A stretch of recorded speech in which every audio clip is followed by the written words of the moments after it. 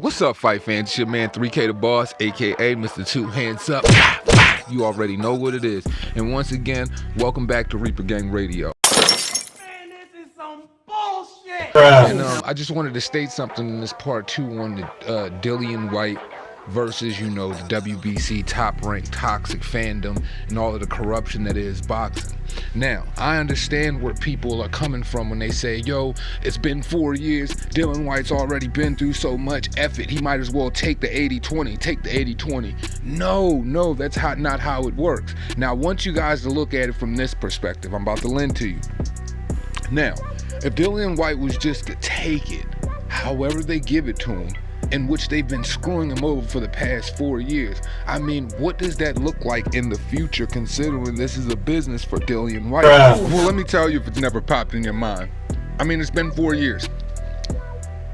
Nobody's ever been with him. He's never received justice. He's never even fought for a title shot, considering this man arguably, if not, undeniably has the best, has the best resume that heavyweight boxing has to offer. Now, when it came down to Dillian Whyte fighting Deontay Wilder, you guys are super cool with the fact that Deontay Wilder was ducking him time and time again because you guys feel as though Dillian Whyte is born, considering he has a better resume, he fights tougher opponents, and he consistently shows improved time and time again. But on the other end of the spectrum, when it comes to Deontay Wilder, that freaking flat tire, he deserves 50-50. When it comes to the unproven Tyson Fury, he deserved 50-50. All of these other unproven guys at the time of these situations, they were all deserving of 50-50, but when it comes to Dillian Whyte, because you guys don't like the style, it's take it or leave it. Now, trust me, I get where people are coming from, where, they saying the 4 years of injustice, Dillian Whyte should just go out there and show and prove. Now, I'm sure Dillian Whyte believes in himself, but at the end of the day, knowing what you were dealing with from American pundits, knowing what you were dealing with from promotional outfits, knowing what you were dealing with from, sanctioning bodies, etc., how nobody's been on your side, nobody on the American soil will even talk about the injustice outside of, channels like my own and a few others. Shout out to you guys. And, nobody is even, operating and moving in your favor in good faith and saying, yo, this is fucked up. This needs to happen. You want to know why that is? Because America is monster fearful of the heavyweight shift and all of the power being in the UK. So they're trying to do everything to prevent it. They are trying to completely deflate this guy mentally, and they are trying to destroy the will and the drive that is Dillian Whyte for him to continue pursuing the spot. And no matter how much they try to throw in his way, no matter how harsh of an opponent they threw in front of him, he knocked them all down, and you still can't deny it. It's to the point where Ray Charles is jumping out of his grave because all of this corruption has completely brought this man's vision back, and all he could see is justice taking place for Dillian freaking Whyte while he's screaming at the top of his lung, WBC, you're nothing but a bunch of fucking pricks. Now make it do what it do, baby. So when I sit up there and say, when I hear people say, yo, take it 80-20, take it 80-20, no, he shouldn't take it like that, because if they were never in you working in good faith in the beginning, they won't be working in good faith after the fact, and they will completely discard you. The fans will completely discard you, be dismissive of all your hard work, and they won't have 2 cents to say about, your resurgence or,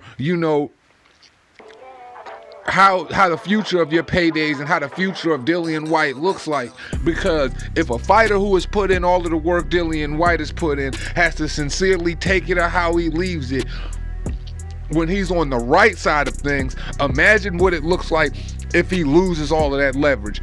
See what I'm saying? The leverage right now that Dillian Whyte has isn't even working in his favor. Now, I'm going to side with you guys in this aspect. Yes, he should take the 80-20, but he should, what is, Tyson Fury's 80% of something when Dillian Whyte is getting 20% of nothing if you're basing it off $5 million at 25%. What he should do, understandably so, like I said in the part 1, he holds all of the cards. So what he needs to do is force the purse bid, because once again, if we look back at guys like Teofimo Lopez and we look in other situations, we would see that there's a new player in town, and they don't have a problem with spending money. And we'll honestly get to see how Bob Arum truly values a Dillian Whyte versus Tyson Fury match.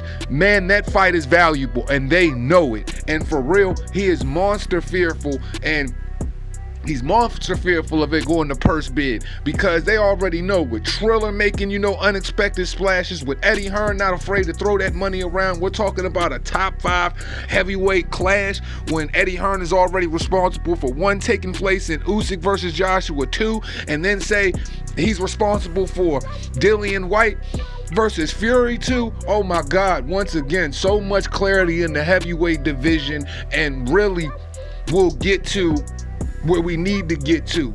But where we need to get as fans, guys like Bob Arum are fearful of that, because it's more about a control issue with them, and it's more about, them holding all of the cards when it comes to the business. Well, in this situation, bruh, fuck all of that. Send them boys to the purse bids, and we'll get to see what Tyson Fury is made of. Financially, we'll get to see how Bob Arum truly feels about this fight and how much it's really worth.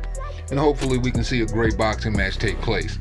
But just don't bend over and take it how it is. We're not doing that. We're not doing that. Once again, force a purse bid and understand that America and the powers that be are working against Dillian Whyte, so it is definitely in his best interest for him to look out for himself financially, and if he holds the cards, he should do whatever's necessary for the betterment of his career. But just taking $5 million to 25%, fuck all that. It's the motherfucking boss. Respect.